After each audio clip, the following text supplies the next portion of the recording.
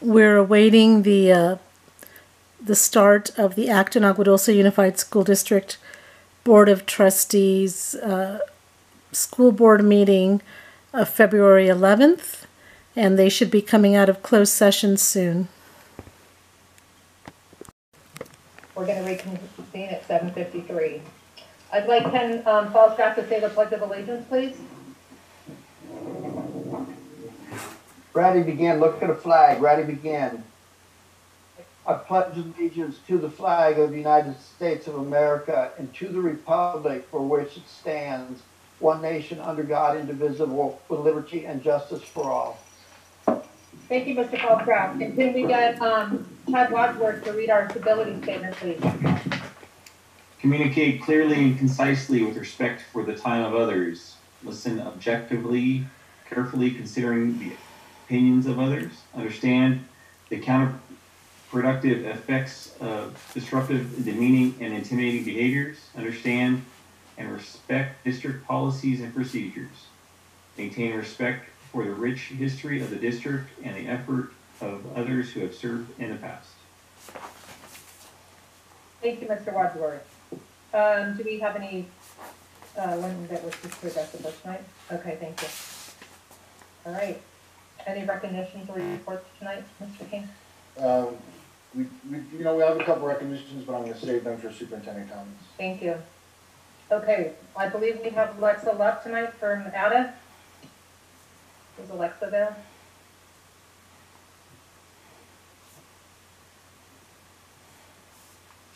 Hi, everyone. We can all hear me, correct? Yes, we can. Thank you. Perfect. I figure it's always good to start before launching into something. So hello, board, and thank you for having me this week. My name is Alexa Lett, and this year I am the TOSA at Vasquez High School. So previously I did teach at fifth grade at High Desert for 2 years. So I apologize in advance for the length of this shout out. I know I won't be able to come close to capturing the amazing work our teachers and counselors are doing. However, I want to try to acknowledge the great work that's happening at each site. So returning to school this week, we had TK, SDC, and preschool SDC. So major shout out to Kimberly Wadsworth, Gail Martin, Sue Mendez, and Gina Botten. Right now they're having to balance educating our kids in the classroom, engaging them, social distancing, while also working with those students who are still using Zoom to connect with their learning. So that's not an easy task. It takes a lot. And I want to make sure that they're recognized for their efforts and their dedication. At our school sites, we have many different celebrations happening. So at Meadowlark, our kindergartners celebrated the 100 days of school. So they made and wore crowns, collected 100 of something. And it sounds like they even created necklaces using like 100 pieces of popcorn. And our first and second grade team had themed read-alouds for Valentine's Day this week. They also had an activity called directed drawing, where our students basically, our teachers take our kids step by step in drawing pictures. So I don't know if you know much about directed drawings, but they're really awesome when it comes to helping our younger students build confidence as artists, learn step-by-step directions in fun ways, learn drawing skills such as like something as simple as a shape to how to combine shapes. And I am, as an educator, I'm a huge fan and advocate for sketch notes, and to hear that they're starting this so young is just amazing. Our third grade team engaged students by doing a scavenger hunt with breakout rooms that was all Valentine's Day themed. So that is just so fun. In order to do that online is just a huge task, so shout out to them. And likewise, our fourth grade team, Gabby Scheide, Katie Bryan, and Nicole Chun, all hosted a Valentine's Day escape room. So one of the aspects of this escape room was actually a game-based learning website called Blookit. And it sounds like the kids had so much fun, they actually wanted to stay on during the break and do more Blookits. And of course, our amazing team, that fourth grade team, stayed in, make sure they had that time to enjoy each other, to mingle. And when kids want to stay in with you for their break just to enjoy each other's time, I mean, I don't know if it can get much better than that. You know, you're doing something right. So for High Desert, our HCS teachers want to give a massive shout out to Michelle Van Ornum for all of her hard work with ASB and video production. So within ASB, they have a Google Classroom where students do fun activities using a platform called Flipgrid. And these activities are a great way to keep kids connected. They basically take videos of themselves doing different challenges or activities, and then they create a compilation video that they end up sharing with the families of High Desert and community. So that's just awesome. And then it sounds like in spirit of Valentine's Day, they also had another activity where students submit hand-drawn and digital art for a Valentine's Day virtual art exhibit. So if we can't do things in person, it's just awesome how we're able to do it through technology. And then finally, I know she's done a lot of work creating videos, especially with her video production class, with those morning announcements and creating videos that will be shown to the board, that have been shown to the board. So to give her a shout out for all that work. Also, in Kevin Mosley's intro to econ class, kids are learning all about the stock market, and they are loving it. Like, I know I'm at Vasquez and I'm hearing about it, so that is amazing. Katie Mitchell is offering social time for students to connect and interact, which is so important during this time. So thank you, Katie.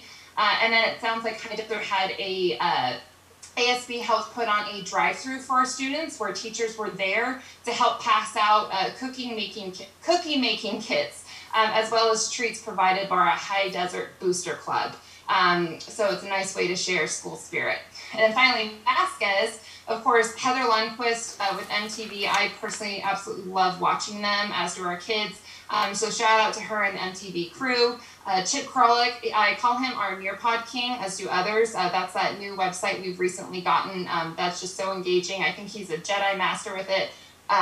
Although he is a Star Trek fan, so I apologize, Chip, if you're on here for the Star Wars reference. So Anthony Salcedo, that's a person who would love Star Wars. But basically, for all your hard work when it comes to ASB, not only that, it goes above and beyond to support students. He even tutors students in his office hours that aren't his. So for example, if one of my students in Apex needs some more support when in pre-calculus, he's always there and he welcomes them with open arms all the time. So thank you, Mr. Salcedo, for going the extra mile. Vasquez also had a Valentine's Day car parade or car drive-through, and our amazing Vasquez office rock stars, Shiloh and Tiffany, worked to create these Valentine's Day grams, each with a picture of one of our Vasquez staff members, and they were all Valentine's Day themed and puns. So as students drove around, they got all of their teachers' Valentine's Day grams, and they're all based off of the teachers' likes. So shout out to them for that really fun idea, and for all the staff for all the pictures that we sent in. I wish I could show them all because they're really just so fun. So it was a great way to bring up spirit, especially during this time. And I know it meant a lot to our Vasquez staff to be able to be there and hand these out to our students drive by just to see them in person. It really makes a huge difference just seeing them drive by. So thank you to all the Vasquez staff for being there. And then last week was Counselors Appreciation Week. So to our counselors, Jesse Carousel, Karina Larson, and Nicole Salcedo. I know Vasquez ASB created digital cards for all the counselors to show our thanks, but I think it's important to thank them here as well. Ada and I personally, I can't express enough gratitude and appreciation we all send your way, especially in light of Counselors Appreciation Week last week. I've seen firsthand just how much work and time and care and support you offer everyone, students, families, staff members alike. You go above and beyond to support our students and families and put such an emphasis on mental health, academic guidance, social emotional support, which is crucial, especially during this time. So from the bottom of my heart, Ada members, so thank you to our counselors. And then finally, a really exciting update from our district technology team. We continue to do our Talk About Tech Tuesdays, where we offer the PD for teachers based on 21st century education. Recently, we had a really cool one that was an EduProtocol Smackdown with Nicole Chun and Michelle Van Ornum. Basically, they went head to head to come up with the best EduProtocol to use when teaching different topics. So for math, language arts, PE, social studies, science. Teachers basically put in their recommendations, and right in front of us, they had to come up with an EduProtocol to best use to cover that topic. not only was it fun to be there, but teachers got to leave with literally take 2 protocols that they can use instantly with their students in different ways to teach lessons creatively. Everyone enjoyed it. I enjoyed moderating it. I was in awe, so major kudos for that creativity and for the thinking on your feet. It was all well done. We have another one coming up with Amanda Stillwell, where she's going to be teaching us all about automating communication using programs called Autocrat and Canva. I attended her PD back in Techtober, so our October PD. All I can say is it's so creative, it's so fun. So I'm personally really excited to learn all about this from Amanda Stillwell. So that's coming up next week. But our district technology team has also been working together. So that's Nicole Chun, Michelle Van Ornum, Chip Krolik, Alex Serdosia, Cesar Ortiz, and myself. And we've been meeting to create systems for both IT and ed tech. But we also wanted to find creative solutions for how we can get funding and great programs to our district. So one of the ideas we agreed upon is to create a district maker lab.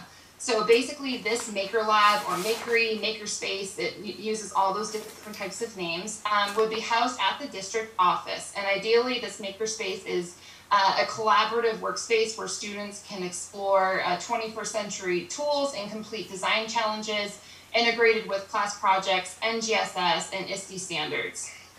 Since we're K through 12 district, we had the idea of having our high schoolers partner with our elementary and middle school students, and they can lead these design challenges and act as mentors. So it really is all about leadership as well as doing using these 21st century tools like 3D printers, robotics, coding and computing centers, woodworking, etc.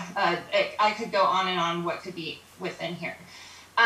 Recently, Nicole Chun, Michelle Van Ornum, and myself wrote a grant to the Teachers of the Year Equitable Innovation Grant Program, and we ended up getting it. So coming to our district, we're going to have 4 3D Prusa printers, 12 3D pens, and this is all going in the makerspace. We also recently worked with Alex Serdosia to write another grant that's all about robotics, so fingers crossed. We're hoping that comes in because we're really excited about this makery, and this just feels like a win to be able to step in the right direction, and we're more excited than ever to keep it going. And then shout out to Carrie Wright for just your incredible support and education when it comes to COVID-19, all that related news, giving us updates, information, making sure everyone has the support we need. So thank you, Carrie. So like I said, I apologize. It's very long. I just felt like there's so much to be able to share about the amazing things our teachers are doing. Most of us agree distance learning requires probably more time, effort, and planning than ever, and we try to make it as engaging as possible because it's what's best for our students and their families. And it's the best we can do right now. So in spirit of Valentine's Day, we're sending all of our love to students and families and community members. Thank you for your time and for supporting our teachers. That's all. Thank you so much. And now we will hear from CSEA, Brianna Taxoni. Brianna, are you there? Can you hear me? You can. Hi. So that was quite incredible. Thank you, Alexa. And that is one of the many reasons why you are so incredibly loved in our district. But for me to have to follow that is incredibly difficult. So I'm going to keep it short and sweet. Last week I gave a shout out to our district nurse and to our cafeteria staff. This week I just want to shout out to our Meadowlark staff as a whole. Your first week of having students on your campus, and you guys are amazing in taking care of our babies and making it happen. So huge shout out to our entire Meadowlark staff. Thank you so very much for all of what you're doing. And that's really all I have. Thank you very much. Okay, so do we have our student rep, Ken Fairbay? Is he available? Yes, I am. Hello all. I hope everyone is doing well. I have minimal to report from Meadowlark and High Desert, but I would like to thank their staff as they're incredible and they keep doing outstanding jobs. regarding Vasquez High School, they recently picked Students of the Month, and they also held a Valentine's grant today for the students. I was extremely grateful for the office staff and the teachers for putting this on. It warms the students' hearts that you guys are taking care of us, and it makes us feel appreciated. So I just wanted to let you know that we are extremely grateful. And I'd like to specifically single out Coach Sparks, as he is a bright light in every student on Vasquez's campus who has a class with him, and he's a great person, and just wanted to thank him personally. That is all. Is that really all? It's not gonna, you know. Should I ask him to? Ask him to give us his good news. I'm gonna share. Okay, thank you. All right. We'll turn it over to the gold standard report from Mr. King. Thank you. So let me start with first a update on what's happening with COVID and the guidelines and so on. And I do want to thank Alexa Lepp. I really appreciate everything she shared during the Audit report. Okay, so the first thing is just a reminder, we have those 4 zones, the 4 tiers. Purple zone being widespread. We're still in the purple zone. The next one is the substantial, which is red. And then there's orange, which is moderate. And then lastly is minimal, which is the yellow. At this time, we have an adjusted case rate of 31.7 people testing positive per 100,000 in LA County. So in order for us to be out of the red zone, we need to be at 7 or less. That would be out of the purple zone. My apology. And then when you're in the red zone, it's 4 to 7 per 100,000 of daily new cases. And that's the zone we need to be in to reopen specifically for in grades 7 through 12. If we hit the mark 25 or less for 5 consecutive days, then every school has the right to open in grades TK through 6. Having said that, even though it's 5 consecutive days, they only take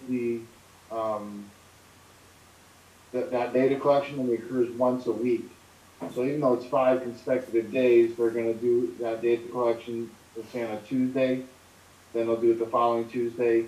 So you're really looking at, almost 2 weeks of them collecting data that indicates it's 25 or less per 100,000.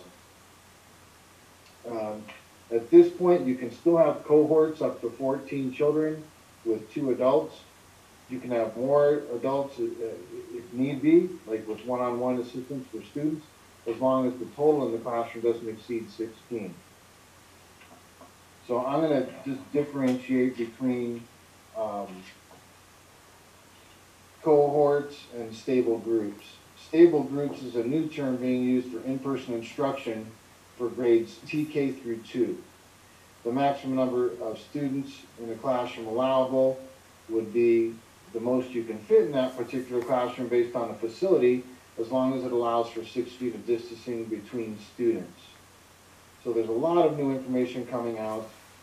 It's changing quite rapidly, and in order for schools to reopen for students in grades TK through 2, districts need to submit a COVID safety plan. We are working on a COVID safety plan. It has 2 components to it.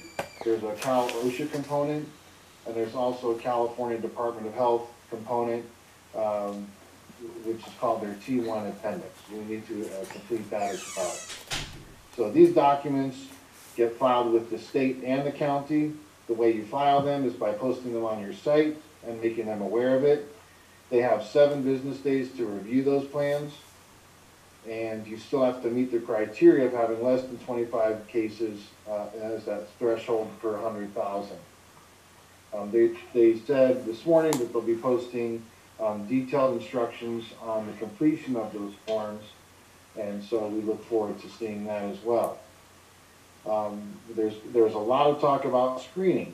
There's 2 types of screening. There's surveillance testing, which is a periodic testing of sample population with less frequency, and it's more to gather trends and patterns in schools than to determine if there's actually like an outbreak or a number of cases where they would need to be sent home, be it students or staff.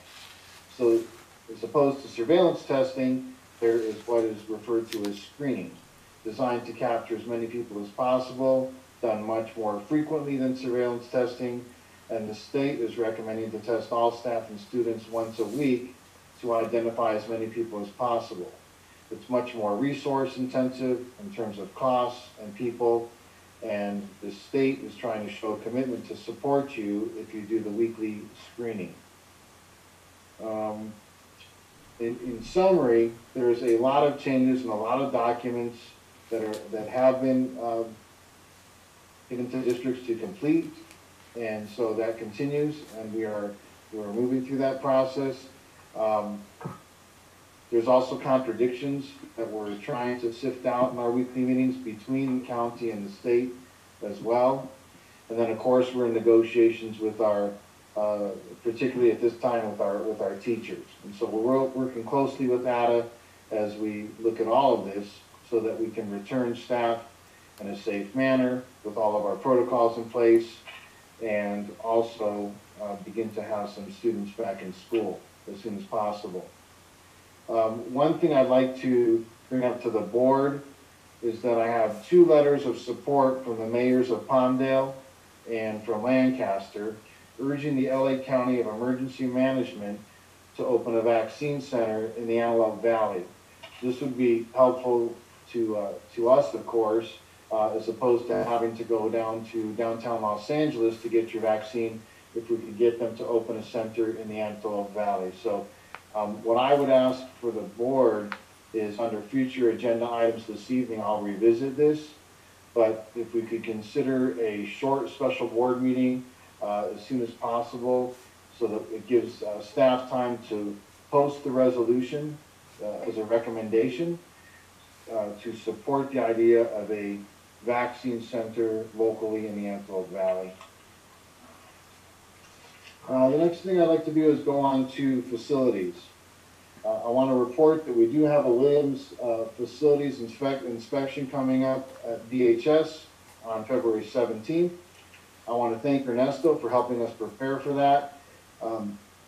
Today, he was on top of repairing a main water leak in the quad area at Vasquez High School. Other than that, we have routine maintenance happening at all of our sites. Nothing to report beyond that. The next thing I'd like to report on is I'm very excited to share that last year, you may recall, Ms. Jensen joined me as we did Supper with the Soup. We're going to be extending that opportunity to hear other student voices. And so you'll see on this slide right here, from Meadowlark, we have Josephine Butlett, 3rd grade from Ms. Shue's class. We have Kylie Finn, a 3rd grader with Ms. Trevelyan, Ms. Huff's class. Amber Moore, 3rd grade, same classroom. And Raul Pacheco Vera, 2nd grade with Ms. Cox. So I'll be meeting with those 4 students from Meadowlark as part of the Superintendent Student Advisory Council. So I look forward to hearing their thoughts on how is it going with distance learning, what can we learn from you, and what's going well and what's some areas of growth to get identified by our students. At High Desert School, I'd like to thank Brandon Vasquez in 8th grade, Lena Fox in 7th grade, Kaden Bottom in 6th grade, and Alexis Van Ornum in 5th grade, representing the middle school on the Superintendent Student Advisory Council. And at the high school, we have Samantha Brooks, a freshman, Myra Schneider, a sophomore, Jocelyn Monroe, a junior, and Kemp Fairbanks, who you just heard from, a senior. And so I'm very excited to share that with you, board, this evening. And those meetings will be taking place over the course of the next 2 weeks. On the next slide, you'll see that we are celebrating that group that Alexa Lepp spoke about, who submitted the grant. So the technology team, Nicole Chun, Alexa Lepp, and Michelle Van Ornen submitted this grant, a $4,500 grant from the Greater LA Education Foundation, first annual Teachers of the Year Equitable Innovation Grant Program. which Alexa spoke to earlier. They did receive that grant and plan to purchase 4 3D printers, as she alluded to earlier, as well as 12 Doodler pens for the Maker Lab that they are creating. So congratulations. Thank you so much for writing that grant and for putting forth the other grant. These are great tools for our students, and appreciate all of the work that you are doing on that. We have another celebration that I'd like to recognize Natasha Williams. She completed the Transportation Leadership Academy. She was one of 28 candidates. This is put on by the California School Business Organization. She graduated on January 16th. This was a 10-month intensive program that required candidates to give up their Friday evenings and Saturdays all day once a month for 10 months. Rigorous program that culminated in a presentation, PowerPoint presentation, they had to give before school board members and executive cabinet, with a question and answer period that followed. So congratulations to Natasha Williams. Outstanding, and a great way to represent our district. Kent Fairbanks. Wow. I want to let the board know that Kent Fairbanks was accepted into West Point. Based on our research, we believe he is the only Vasquez High School graduate thus far to be accepted into West Point, and hopefully not the last one. That should be a sign of encouragement for others to pursue your dreams, whatever they are. And I've gotten to know Kemp a little bit this year as he's as a student board rep, and he is just a very humble, kind, selfless young man. And so I just can't say enough good things about him. I think you're going to represent yourself, your family, who I met yesterday. Very, very supportive, nice family. You're going to represent them well, and you're going to represent Acton and Vasquez High School well as you go on to West Point. Again, congratulations. I want to thank our local media. You have the Country Journal there, Acton Agua Dulce News, as well as the Antelope Valley Press on an outdoor celebration to just mark the time. Mark the moment. And again, hats off to you, Kemp. Fantastic job. And I want to point out that he was also only one of 2 students between Santa Clarita Valley and Antelope Valley that received an endorsement that was a priority endorsement from Congressman Mike Garcia. So that's really quite an honor. So again, congratulations. And it's been outstanding getting to know you this year, Ken. Great job. Board, just a reminder that we have a board study workshop on March 6th from 8:30 a.m. to 1:30 p.m. Again, we'll have Dennis Smith here helping to facilitate in the collaboration we've developed an agenda for the board study workshop.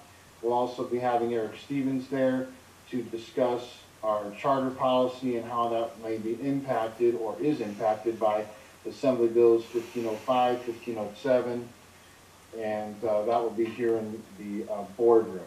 If there's any board members that would like to Zoom in from home rather than being in the boardroom out of comfortability, we're happy to make that accommodation, and so we look forward to that.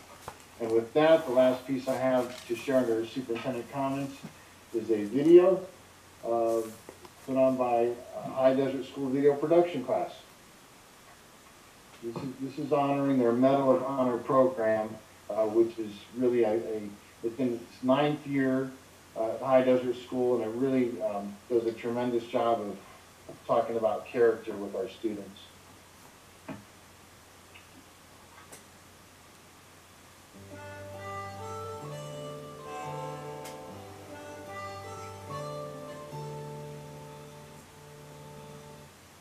Good evening, Superintendent King, members of our Acton Agua Dulce School Board, and our community. At High Desert School, we have been proudly implementing Medal of Honor Character Development Program since 2012. What is the Medal of Honor? The Medal of Honor is our nation's highest military award given for valor during combat. There have been just over 3,500 medals awarded since the Civil War in 1861. Currently, there are only 69 living recipients of the Medal of Honor. Every year, our students are able to build upon their own personal core values and gain an understanding of the commitment and leadership that inspire growth in academics, community endeavors, and personal growth. Our school's dedication and enthusiasm for the program has offered opportunities for our students to meet Medal of Honor recipients, to hear their stories of courage, and to find those values within themselves. Most people could go a lifetime without ever meeting a Medal of Honor recipient. They really went out there and did their best and did make this world a better place. They changed it for the better. Character is what we're really. When Patrick put his arm around me, just to look up and see that Medal of Honor around his neck, I knew I was with a true American hero. Once a year, in collaboration with the Medal of Honor Character Development Program and Reagan Library, an event is held called the Speakers Forum. In that event alone, our students have been numbered among the over 10,000 who have been able to meet a Medal of Honor recipient. At the event, Medal of Honor recipients talk about how the foundations of building their character started at a young age. Every day, our students are faced with tests of their own character. In 2016, we developed character awards where students were selected based on their core values, and teachers were able to share in an assembly how these values were seen by their peers and their teachers. The Medal of Honor Award is one of the hardest awards to get at our school, especially because we can't be in person this year. Only a few kids will get it each year, and all of our junior agents are trying their hardest. It is an amazing feeling when you hear one of your teachers call your name after saying so many positive things about you that you didn't even know you did. The coin you receive is like a token of remembrance for when you got it and to remember to always be like that. It is a special feeling that doesn't happen very often, and we look forward to see who gets it next. Teachers use the Medal of Honor curriculum to inspire many lessons to engage students in conversations about how to use the core values to make the right choices and face the challenges. What's interesting about the Citizen Honors is that they look at it and they go, that could be me. And so they start to look at heroes as somebody they want to become instead of just somebody to look up to. It's being willing to take a risk to do something for somebody else. And it might mean when you see somebody in the hall who's being bullied, it might mean stepping in and saying, hey, cut this out. That's going to put you out of your comfort zone. And life will not become significant until you start to live outside your comfort zone. Most recently, we wanted our students who have been participating in the program over the past few years to be able to share their experiences, understanding, leadership, and takeaways with the younger classes. And that evolved into Medal of Honor Mentor Days.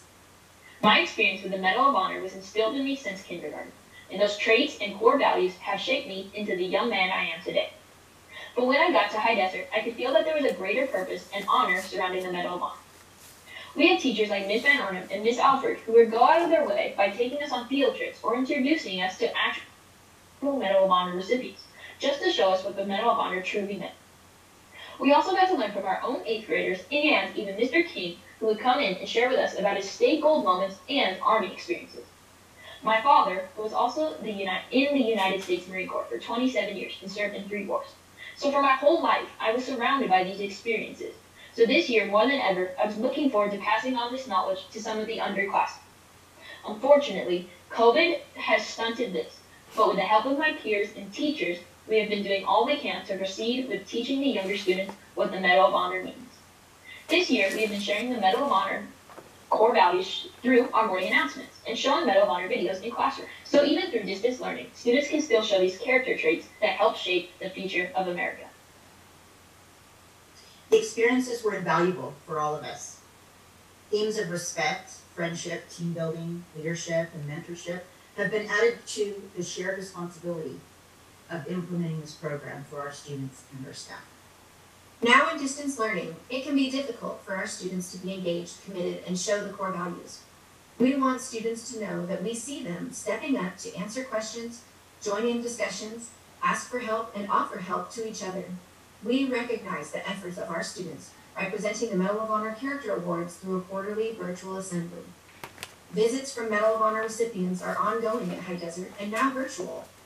Our 7th grade students had the opportunity to participate in a Zoom meeting with Medal of Honor recipient Sammy Davis in the fall.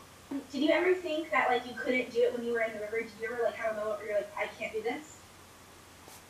Well, that certainly passed my mind because my body was all shot up, but I know you don't lose until you quit trying. That's one of the things that my mama taught me from very, very, very small. She'd say, Samuel, you know you don't lose till you quit trying.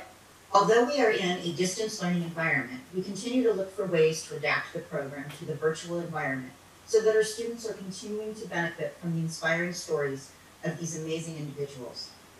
Our students recently participated in a webinar with Medal of Honor recipient Kyle White. Be people of integrity. I believe in doing the right thing whenever possible, and for me, there's no excuse not to do that. At High Desert, we love the Medal of Honor Character Development Program and the values it encourages within our students as we strive to build the leaders of tomorrow. We are so proud to be students of High Desert School and to have the opportunity to learn so much about character through the Medal of Honor program. Thank you for your support with recipient assemblies and field trips to the Reagan Library. We carry these core values with us always and forever. We truly appreciate what you do. This is Chaz and Oleko signing off for the day. See you on our next mission. Go Hawks!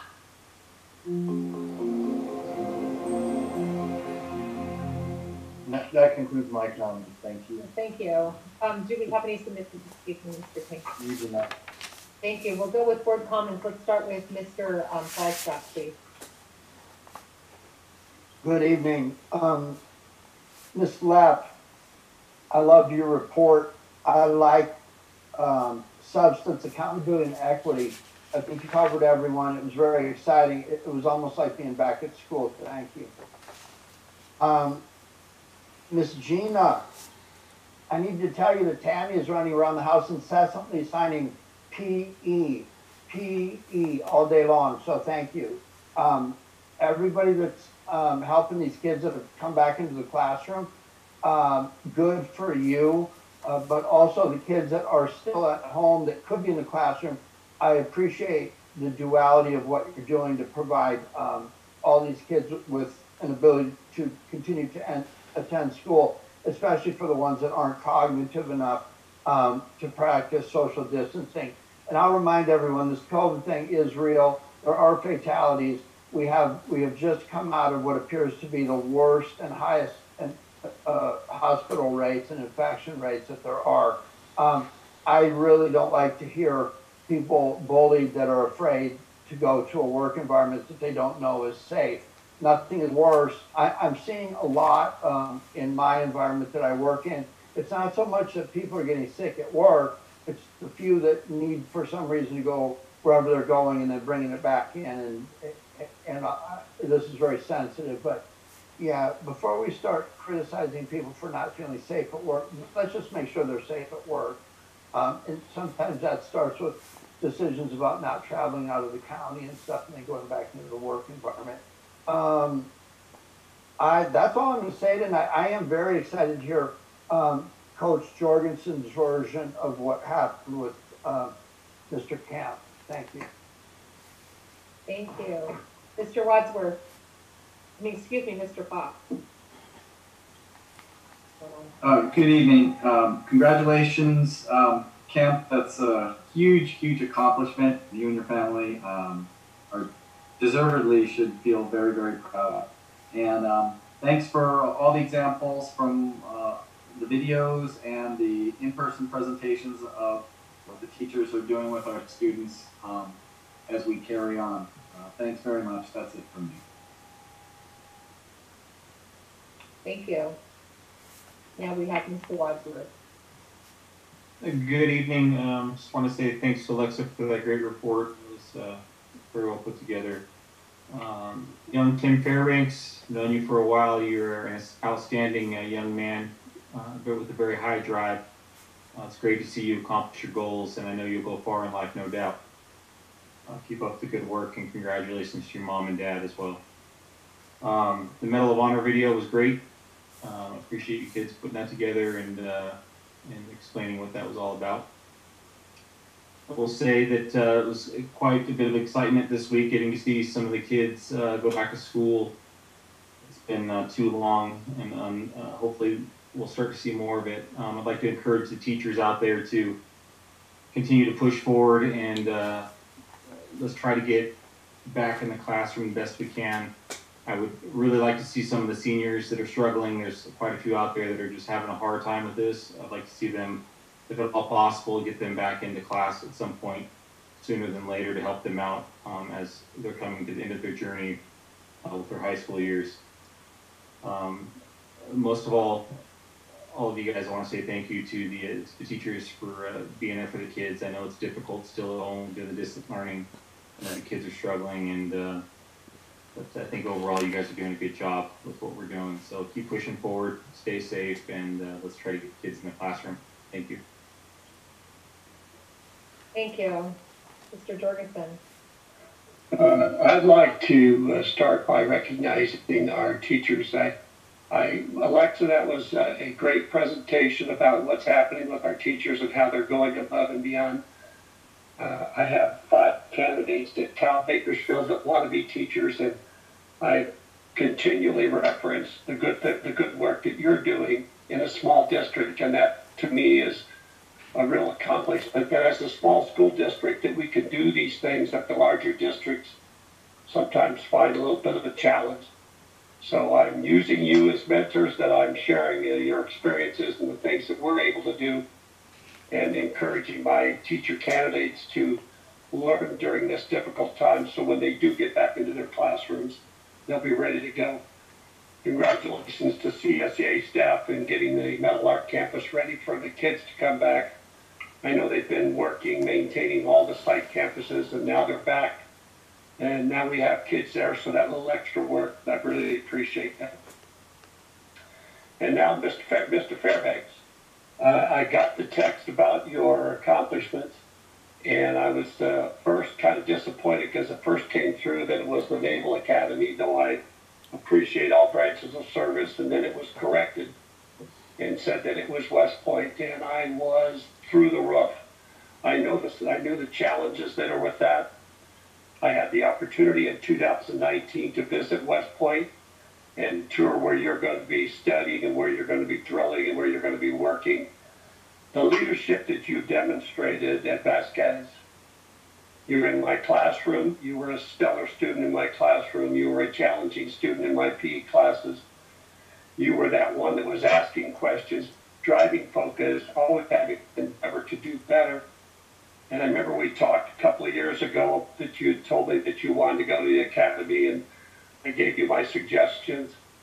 And you were able to follow through on that with your continued hard work during these difficult times of distance learning.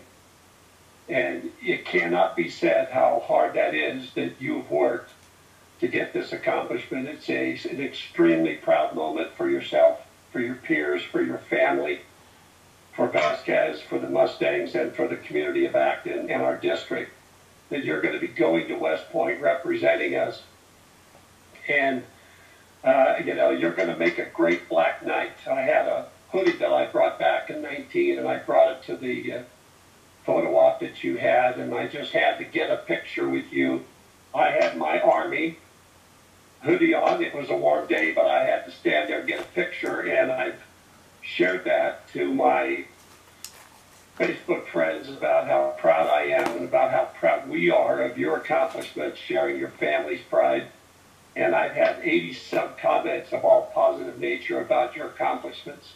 I did hear from a former student who was a board member service just like you're doing this year, and he's now an ER doctor in Sacramento helping coordinate the efforts during this pandemic and paramedics. So the leadership that he demonstrated has great things for him, and the leadership that you're going to have now are going to bring great things to you, to your family, and to our community. And I thank you.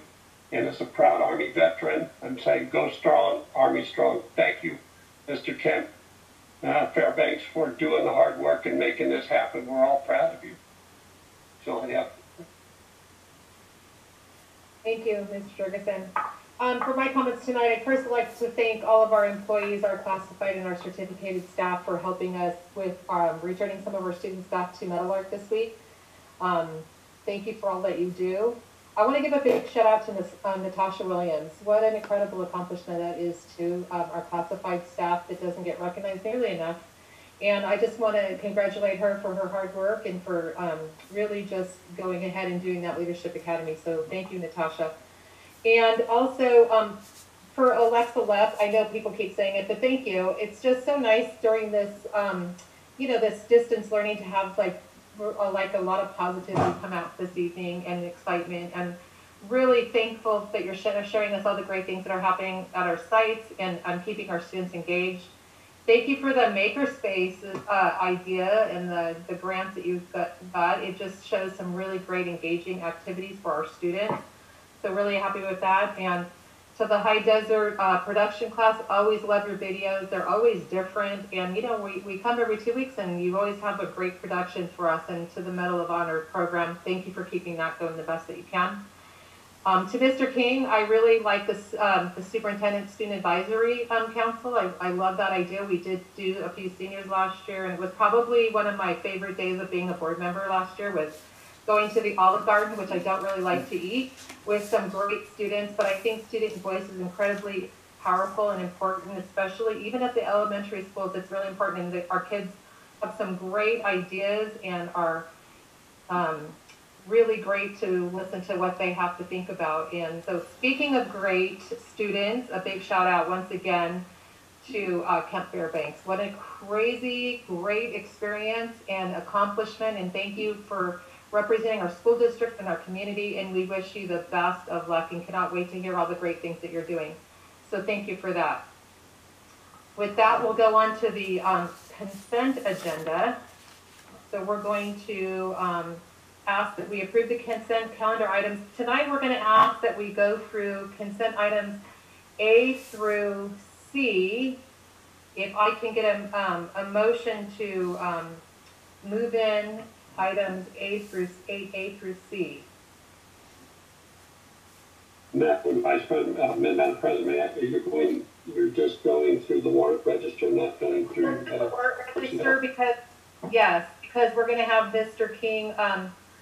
We'll do the personnel action items separately this evening. So if we can get a move in A through C. I'll move it.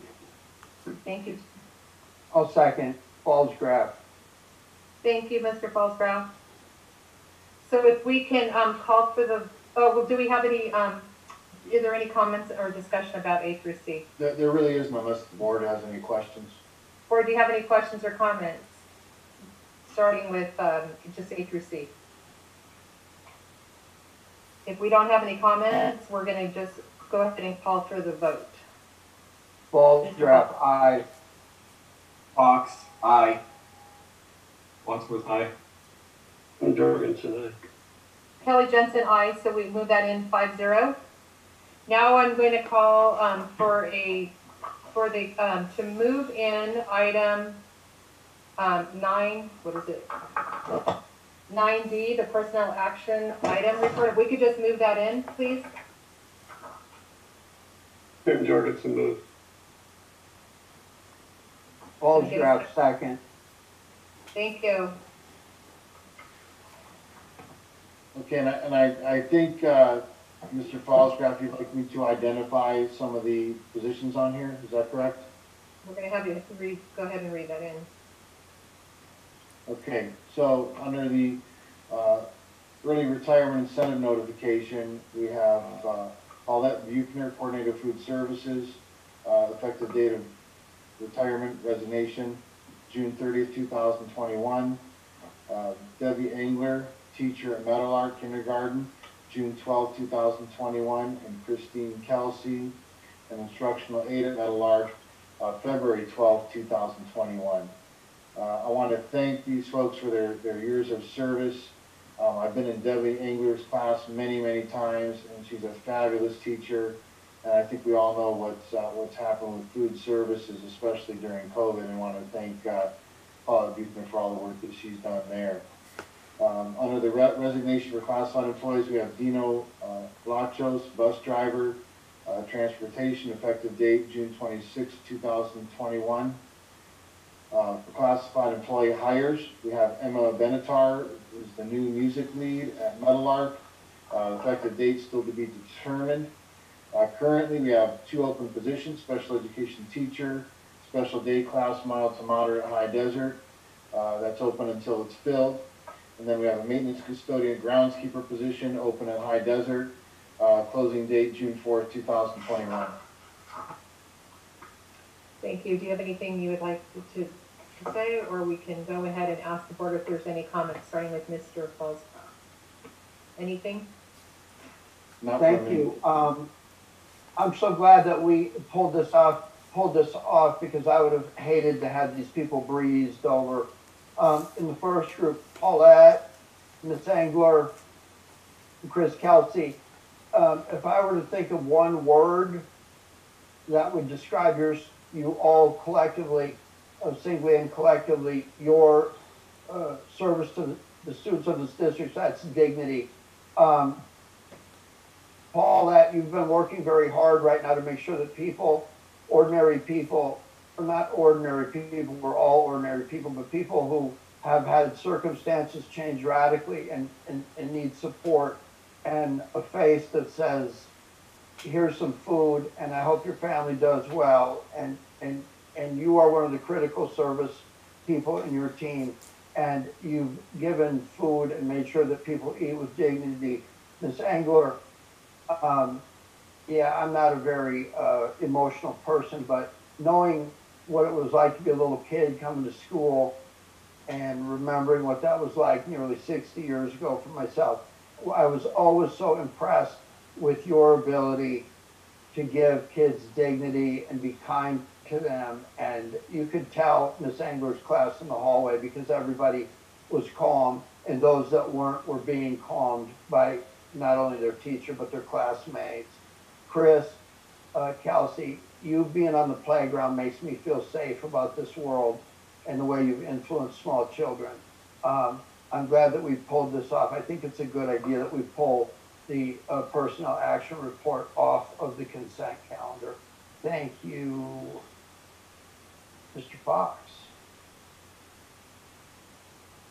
No comment, thank you. I think Mr. Paulsgrove said it best, so I'll leave it at that. Thank you. I just want to extend my sincere appreciation to all of our early retirees, Paulette, Deborah, and Christine for your hard work through the district and dedication to your students, and wish you well. Thank you. Thank you. I'd also like to add to that just a big shout out and thank you, because I see here that it's Ms. Kelsey's last day is tomorrow, correct? Correct.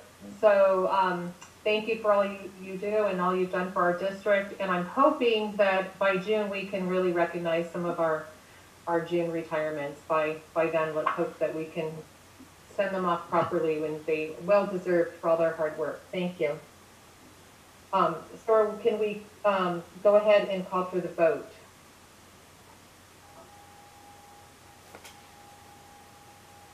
Paulsgrove, aye. Fox, aye. Chad Wadsworth, aye. Steve Jorgensen, aye. And Kelly Jensen, aye. That's a 5-0 vote, so thank you very much.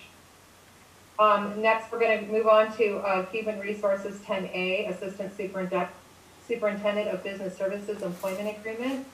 First, I'd like to move this in.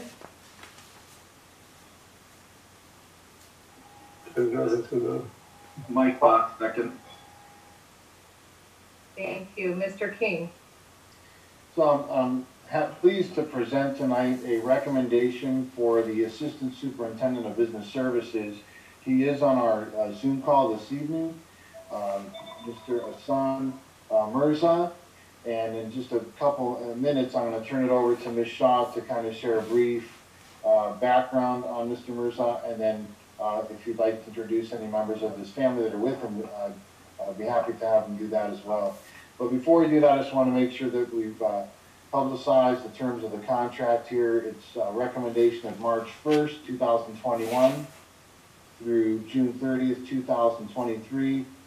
The annual salary of $153,000.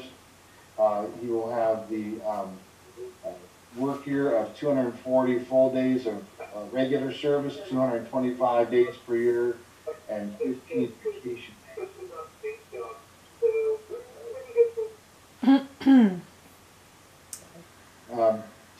The benefits with health and welfare are in alignment with the benefits of all of our classified employees, and those are the terms of the employment that the board, what's being recommended to the board for approval this evening. With that, I will turn it over to Ms. Shaw to share a little bit of background information on Mr. Mirza. Good evening, President Jensen and fellow board members.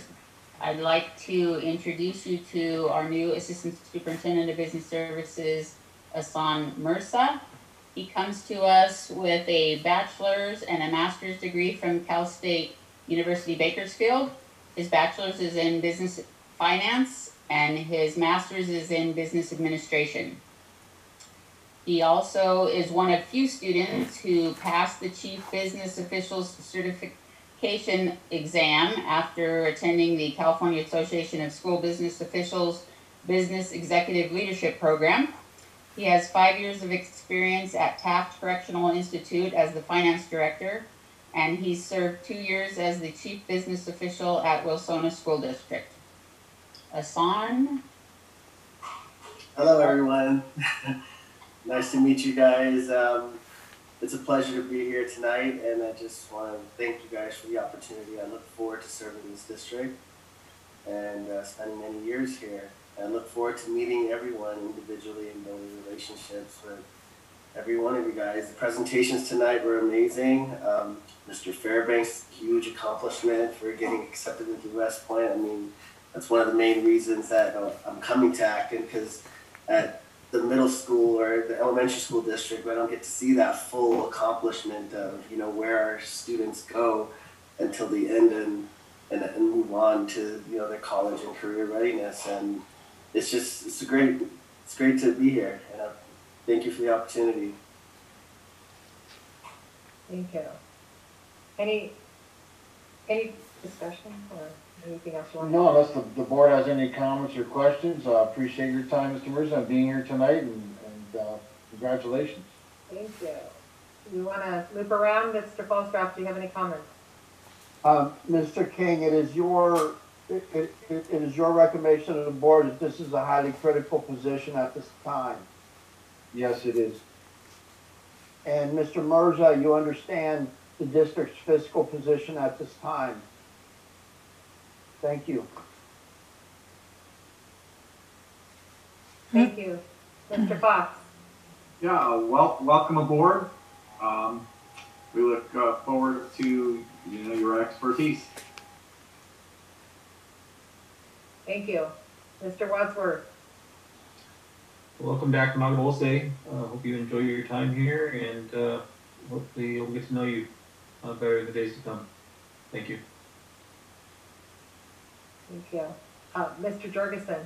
Welcome aboard. I'm trusting that you have a lot of sharp pencils. We're going to need to welcome aboard.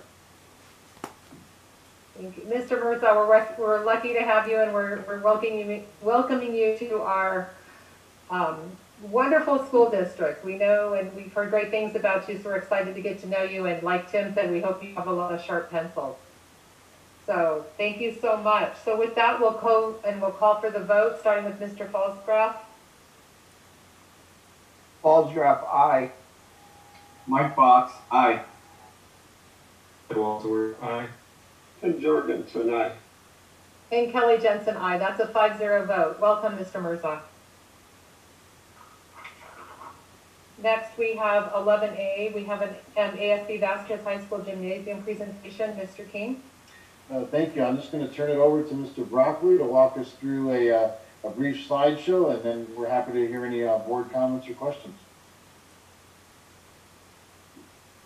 Good evening, board. Can you hear me? We can. Perfect. Thank you. So I'm not going to belabor the points. I just want to get through this presentation because we've talked at length the last couple of meetings, so I know you guys are very well aware of what's going on with ASB and the students' goal of trying to get our gym decorated. So if we can go ahead and look at the next slide. This is the banner that was designed, the final design, that represents the old school logo with the modern flair that was the desire of the class of 2020. We're looking at placing this along the west wall of the gym. So the wall towards the faculty parking lot is where this one would go. Additionally, the class of 2020 had voted on another look, which was a horse eye, which on the next slide will give an idea of kind of what that potentially looked like when they were discussing imagery and styles. So the image that we see is what they were looking to try to replicate. Go ahead and vote on that. So if we take a look at slide 4, we see the various mock-ups of what the students were actually looking to choose from. And I apologize for the dark images. I wasn't able to lighten it up much. But as you can see, we took a poll of the students, and by far the student choice was number 2. So this will be an image that we're looking to place along the south wall of the gym, which would be essentially along the wall that the stage is on. So we're going to be hanging this imagery in that section. Next, we have just renders of some possibilities for our north wall, which would be where the ASB student store is. And so these are, styles and designs of what some possibilities were for our students of what we might like to see. And as you can see by the survey data, the choice was to have something that looks representative of number 5, where we have some kind of artwork where it looks like a Mustang is breaking through the wall. And again, that would be along the north side of the gym wall. And that's all we have for right now in terms of what our goal is with the class of 2020 and the class of 2021. Thank you, and with that, we're happy to take any questions or comments from the board. Mr. Paulsgraf, do you have anything? As I've asked for before, once this is all over, would you please issue from the superintendent's office a memo to the board that shows the graphic that will be carried into the future, along with a brief description of how this process was conducted and what the number of results were. Thank you. Mr. Paulsgraf, if I may, it is in the executive summary, but we don't have the photographs attached or the renderings attached, so we will do that.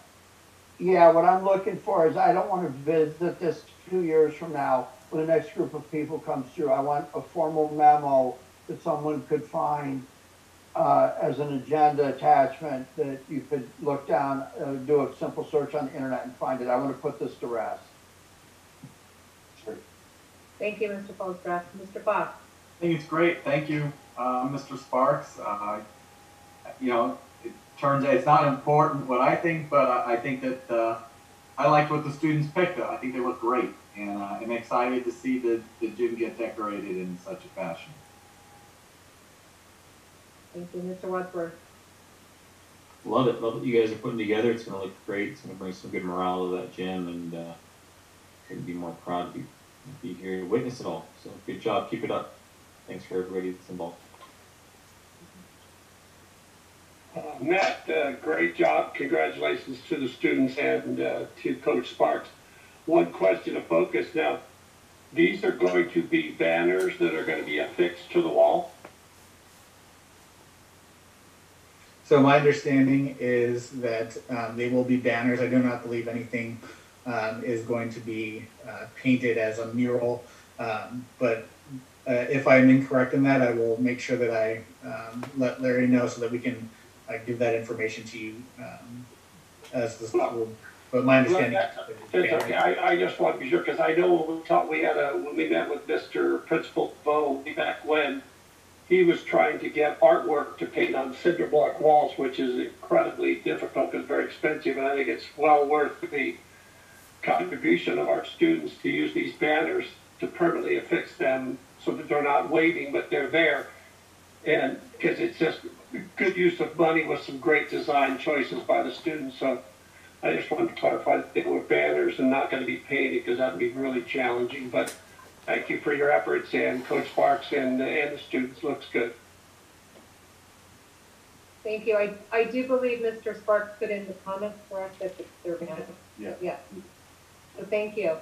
Just a big shout out, Mr. Sparks. Thank you, and thanks for everyone that did all the work and letting our students have voice. And I do like the idea of the old school with a modern flair. So I'm excited to see that. So thank you. Thank you for all that work. We're going to move into 11B, the audit report for fiscal year of 2019-20. I moved it in first, right? Can I get this moved in? This is Mike Bob. I'm sorry. Go ahead, Tim. I'll move. I'll second it. This is Mike Fox. Thank you. We got a first and a second. Mr. King. Again, I'm going to turn it right over to Ms. Suzuka. It's recommended that the Board of Trustees approve the Acton Aadusd Unified School District Audit Report. This is an annual report that's required to be in compliance with state law. So with that, I'll turn it over to Ms. Suzuka. Good evening, everyone.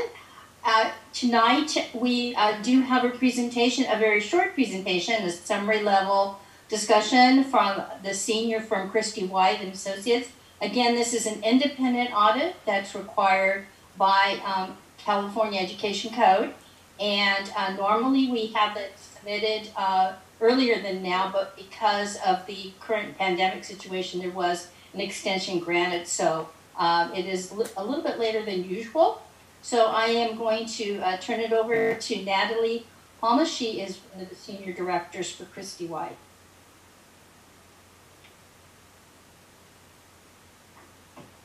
Good evening, everyone. Can everyone hear me? Yes. Okay. So like Palma mentioned, my name is Natalie Palma. I'm a supervisor with Christie White Associates, and I've been leading the audit for the last couple of years. I'll go ahead and start off with a little bit of an overview of some of the items that we've taken a look at this year, as well as some of our procedures, and then at the end I'll go over some financial highlights and our overall opinion.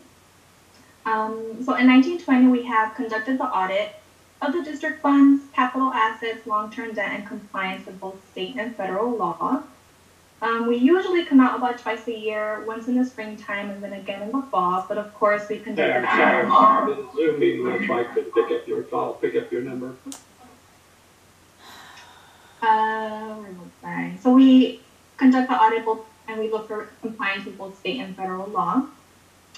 We usually come out twice a year, but this year we of course did everything virtually.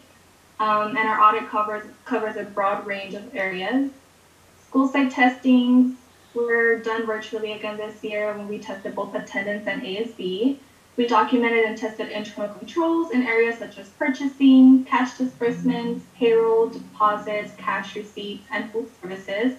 And we did this mostly by picking a couple of samples of checks that we take a look at, samples of deposits that we also take a look at. We conducted a single audit, which includes testing internal controls of one major program, and this year we tested the special education cluster. So we tested payroll and expenditures charged to the program and made sure that they were appropriate use of the funds. We tested state compliance in such areas as attendance reporting, instructional time, instructional materials, the admin-teacher ratio. We took a look at the school accountability report cards and made sure that all of the required compliance things were presented in those cards. We also took a look at some home income surveys to make sure that their unduplicated people count is accurate. And finally, we tested all June 30th, 2020 balance sheet accounts such as cash, accounts receivables, accounts payables, capital assets, long-term debt with revenue and expenditures across all district funds. And again, we did this by taking a look at bank statements, bank reconciliations, took a sample of receipts and deposits, make sure that everything was accrued appropriately. And on page 76 of the audit report, you'll find our financial statement opinions, our state compliance opinions, and federal compliance opinions. And they were all unmodified, which is the best opinion that a district can receive. So great job. There were no state or federal compliance findings, so great job on that. The district did, however, have one finding this year, which was similar to the prior year, and this is detailed out on page 77 of the audit report. And similar to last year, it was pertaining to the ASBs.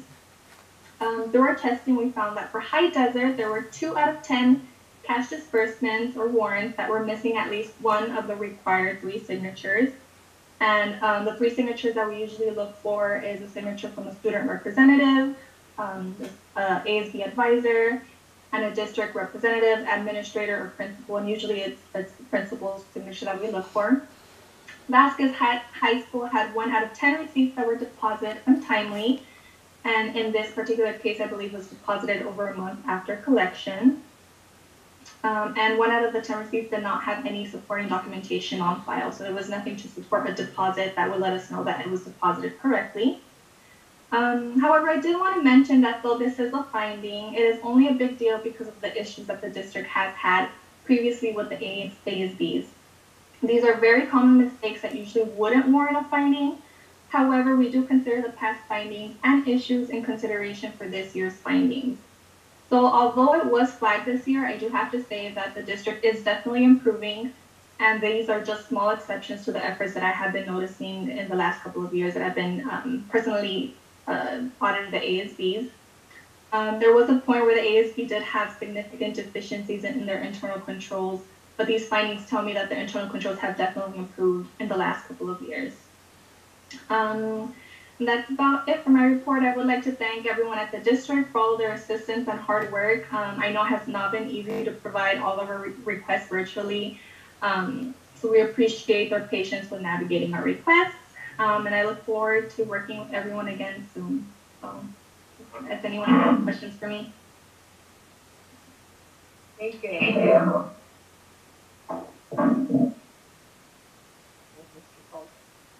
Mr. Fallstroth. I'm good. I'm glad to hear that end report about the findings from the previous years and the trend we're on. Thank you. This is Mike Fox. Exactly the same. Thank you. Chad Wadsworth here. Thank you for that report. Appreciate it. No questions. No, I appreciate the hard work and the clarity. I've got a pretty good understanding. Thank you. And I don't have any questions. Just thank you very much. So we'll call for the vote. Fallstroth, aye. Mike Fox, aye. Chad Wadsworth, aye. Tim Jorgensen, aye. Kelly Jensen, aye. That's a 5-0. Thank you. Next, we have 11C, the retirement incentive for eligible classified non-management, certificated management, classified non-management, and classified management district employees. Can I get someone to move this in, please? Chad Wadsworth, so moved.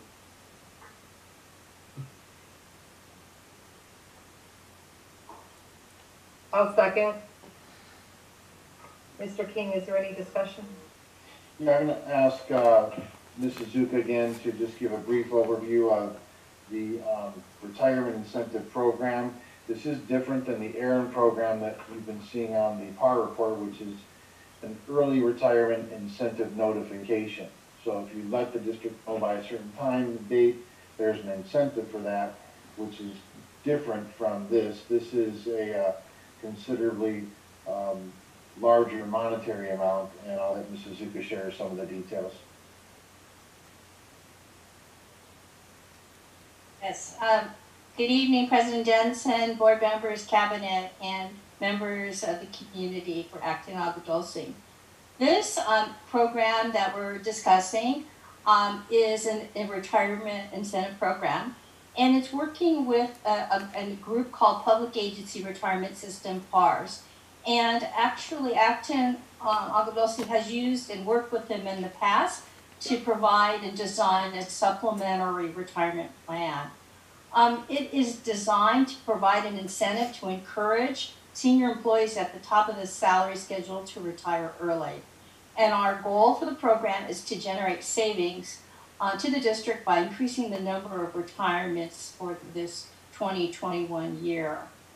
PARS will assist the district in the initial design and they will perform and communicate enrollment and conduct all meetings to administer the program. And PARS will then provide education of the program to all the eligible employees who will be available to answer the questions during the enrollment period. Again, the decision to whether we will proceed or not will depend on the number of enrollees in the program, and the board will be kept apprised as we move through the program. And it's our recommendation that we ask for board approval for moving forward with this program. It is done in two sections. One action now is for the improvement for the contract with PARS, and then subsequent will be action to approve the resolution. Thank you. Thank you. Mr. Falsgraf, do you have any questions or comments?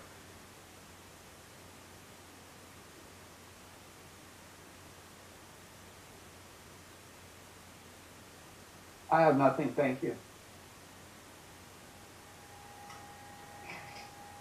This is Mr. Fox. I thank you for the presentation. I don't know if it was entirely clear that this means we're going to go out and explore and see who wants to participate, but it doesn't necessarily mean that if it doesn't meet the financial objectives of the district that we'll actually move forward. Am I correct in that? It's a two-step process?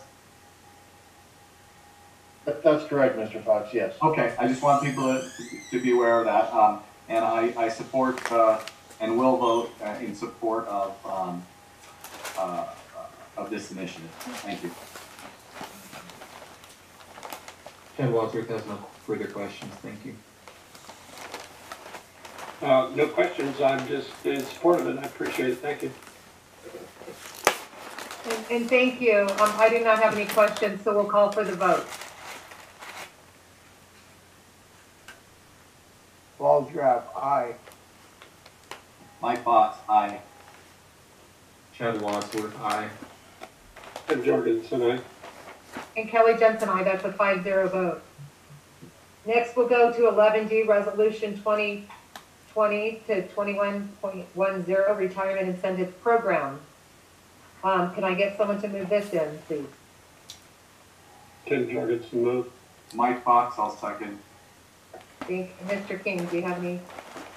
The only comment I have is that historically we've done this as two separate items. The first one, 11C that you just approved, of course, is the actual service contract, and then this one, 11D, is the resolution, as Ms. Jensen just read it, so we can move forward with the program for the district. Thank you. Board, any discussion or comment?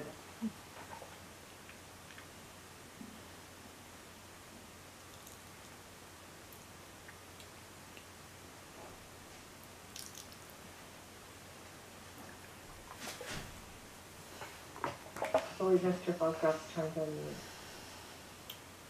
unmute. I'm good. Let's vote. Thank you. All right, let's call for the vote.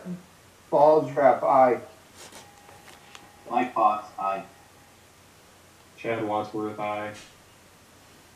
Ken Jorgensen, aye. Kelly Jensen, aye. That's 5-0. Thank you. Next, we have E. We have District Safety Manual. This is the first read. So, Mr. King. Okay, so this is your first read, as Ms. Jensen just said. And I do see, I wonder if we have a correction here, because it's on here as action. I think we're going to bring it back, correct? I have it as a public discussion on mine. It's discussion. You do? You both have that? Okay. Yeah. I don't know why mine. Oh, I'm on the previous one. My apologies. Okay. I had a smart minor panic there. Yeah. All right. So this is for discussion item only and information. Board, really, is there anything you noticed that you'd like staff to take a look at in terms of the safety manual before we bring back the plan for action at this next board meeting? Let's go around real quick. Mr. Falsgraf. I have nothing, thank you. This is Mike Fox, I have nothing, thank you. Chad Wadsworth has nothing to add. No, looks good to me. Thank you. And thank you for making those additions in red so we could see the changes, staff. Thank you. Next, we are going to go to future agenda items. Mr. King, is there anything we need for future agenda items? So going back to my superintendent comments, I would be interested to know if the board would like to entertain that, if there's consensus to entertain a resolution to urge Los Angeles County Emergency Operations to implement a vaccine center in the Antelope Valley. And if so, staff is prepared to bring forward a resolution to that end, and we'd be open to when the board would like to meet as soon as possible, allowing for the public to see the resolution. You can do it for 24 hours with a special board meeting, but in my tenure here, the preference has been for 72 hours. So what day is we looking at possible? So we could post a resolution Tuesday, and we could potentially have a meeting Friday in that case, next week. If the board was open to it, we could make that timeline shorter, and the COVID board governance policies do allow us to approve that immediately if we wanted to do it right away on Tuesday. So it really depends on the board's preference as to how quickly they want to do that. Okay, let's go around real quick. Mr. Fallscraft. In a report back and a recommendation, I would suggest that we don't find that the county is suddenly going to swamp 75,000 people into Meadowlark School, that's not part of the deal. Thanks. Thank you. Mr. Fox. Yeah, I'm fully supportive of us issuing a resolution requesting vaccination clinics somewhere in the Antelope Valley. I'm surprised there isn't one, given that we're so geographically removed from the rest of LA County. As far as the timing of the meeting, I'll be out of town next week, but I'm sure that you guys will have enough votes to pass it, so don't try to plan around me. Thank you. Thank you. I'm all for poking and prodding LA County to do what we need to get the ball rolling. So yes, let's do it. And as far as next week goes, it's a busy week, but I'll make myself available. Just let me know when. Yeah, I'm absolutely in favor of this. That can also hopefully include the language like the North County, because that's how they refer to us, not just Palmdale, Lancaster. Or we're in the North County, and throw in the words Jethawk Stadium. That's the perfect place for us to do it. I will note that I know that the pharmacies are going to start making it available, and I don't want them to use that as, oh, well, we're going to have the pharmacies do it, but that's a troublesome thing. I'd rather have a open vaccination so everybody can go to it. I'm all for the more centers we have open and make it available. As far as I know, one of the closest places is Mountain Mountain. We do have people that need it to be closer, so I fully support this. I'm not available on Thursday, so other than that, I'll make myself available. So, Yolanda, you'll send us a date. Thank you. Board, is there anything else you'd like to add to the agenda? Larry, is that the only one you want to bring up? Okay, Board, is there anything you want to add to future agenda items? Fallscraft, no. Fox, no. Wadsworth, no. No, I don't have anything. Thanks. Thank you. I don't have anything to add. So just our next board meeting is February 25th. We do have a special meeting on March 6th at 8:30, and then on March 11th is a regular board meeting pending our emergency board meeting that we'll be scheduling about the resolution. There's nothing to report out this evening from closed session, so I'd like to get a motion to adjourn the meeting. At? Tim Jorgensen moved. Okay, Tim. Ed Wadsworth, seconds. Thank you. Let's call for the vote. Fallscraft, aye. Mike Fox, aye. Ed Wadsworth, aye. Jorgensen, aye. Kelly Jensen, aye. So we adjourn at 9:17. Thank you for